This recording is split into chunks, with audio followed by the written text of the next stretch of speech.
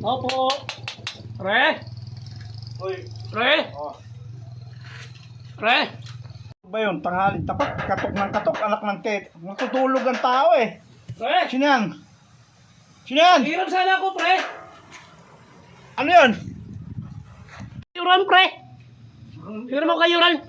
Yo, alas 12, pahinga ng mga tao. Saan ka nang hihiram?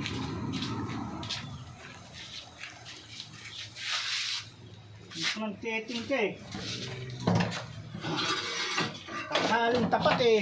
Magluluto ka pa.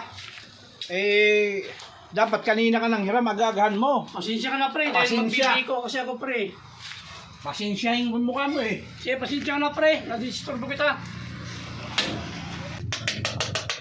Pre? Pre? Istorbo talaga. Ano na naman? Eh? Ano naman problema mo? Pre, manghiram ako, pre. Ano na naman nga? Tago pare yung yung kawali. Magbiko pala ako. Na talaga na wala lahat ng gamit dito mo kinukuha. Anak ng setting na tao tong kapitbahay. Pag ganyan kapitbahay mo, Pasensyahan mo na, pre. Ay, Bibigyan kita mamaya, pre. Biko, pre. nauubusan ako ng pasensya sa'yo. Salamat, pre, ha. Salamat. pre. Pre? Pare? Ano naman? Pre? Ha? Magpapatulog ka hindi? Ano mong plato 4 na piraso, pre, kasi may bisita si Mari mo? Lupit mo talaga, pre. Grabe ka. Pati plato, dito mo pa kinukuha. Ba't hindi ka lang dito tumira?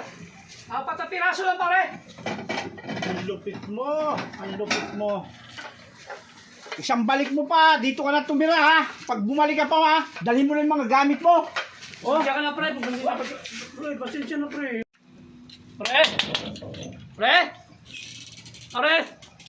Ano na naman? Oh! Ano na naman yan? Sabi mo, pare, dito na ako titira. Hindi lang dala ko lang gamit. Ito pinalayas ako ni Mari, pare. Pinalayas ako, eh. Talagay ko lang dito, pare. Gamit. Grabe ng buhay talaga to.